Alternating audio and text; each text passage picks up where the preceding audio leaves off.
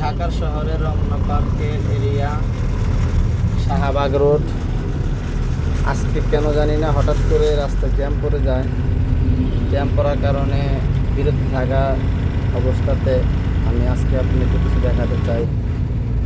আপনার সকলেই মনোযোগ দিয়ে ভালোভাবে দেখবেন।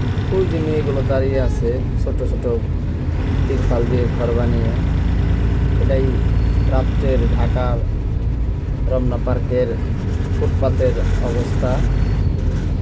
এইভাবেই চলে মেয়েদের কারবার, সবাই তো বুঝতে পারতেছেন। আর হাতের বাম পাশে হলো শিশু পার্কের ফুটপাত রোড। এই ফুটপাতে অনেক ধরনের এরকম তিরপল টানানো ঘর রয়ে গেছে। আসলেই এগুলা সমাজের অনেক ক্ষতিকর। তো যাই হোক, আমি আজকে আপনাদেরকে দেখাচ্ছি যে ঢাকার শাহবাগ রোডের অবস্থা। খুবই তীব্রতর জ্যাম।